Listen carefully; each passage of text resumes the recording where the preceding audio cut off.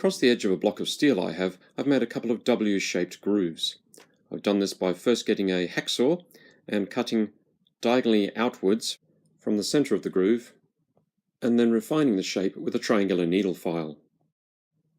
The one on the left is for a larger diameter wire, but the one in the middle under my index finger is the right size for doing the brass frames for these lenses.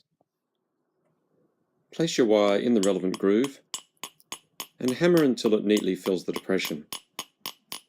Hammering beyond this point can cause the metal to spread out over the top surface of the block of steel, giving you a sharp edge. This can be filed or sanded off, but it's nice to not have to do that in the first place. While doing this, continue to slowly feed the wire into the groove.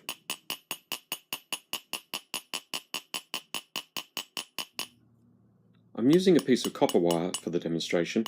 That's the same diameter as my more expensive brass wire, as I don't need any more lens holders at the moment.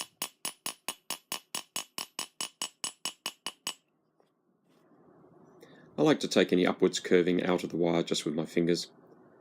As you can see, I've got quite a nice long smooth groove there. So I have a piece of brass tubing sunk down in a hole in a block of wood, and a nail set in next to it with just a small gap sufficient for the shaped wire to fit in. Place the grooved side of the wire against the brass tubing, fitting as close to the end of the wire as you can, as this nail will grip very well. And then pull the wire around the brass tubing.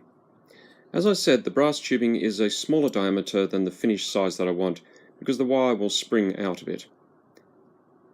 And there we have it. Now there is still some of the groove left over, and we do need to go a bit further around to fit the size lenses. So set the wire further around. It's a little tricky now because it wants to slide around the brass tubing, so you have to hold it tightly, but it can be done, and then complete your curve. And there you are, we've gone past a complete circle. So a little bit of tweaking with the fingers gets it out to the size and shape that we require for the lens.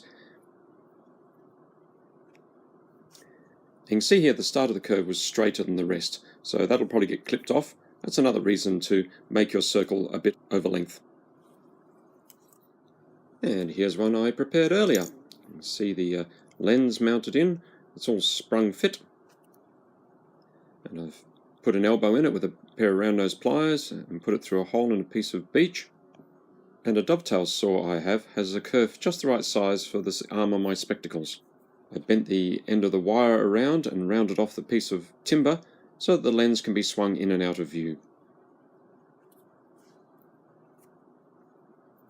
Now there is a very tiny bend there. When the wire is just sitting in the hole, it's loose. But you pull it through so that tiny bend is in the hole, and it becomes just snug enough to keep it where you put it.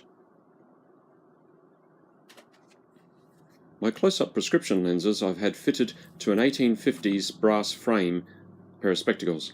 This is from a day before they had curved temples to go around your ears, so you held them on with a ribbon. A cute feature of these is that the temples extend like this, and then when you're not using them they collapse down and fit into that very small spectacles case.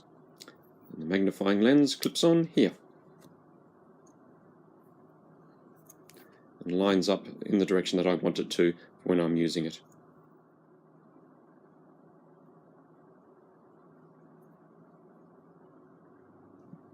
And there's the completed project. Thanks for watching.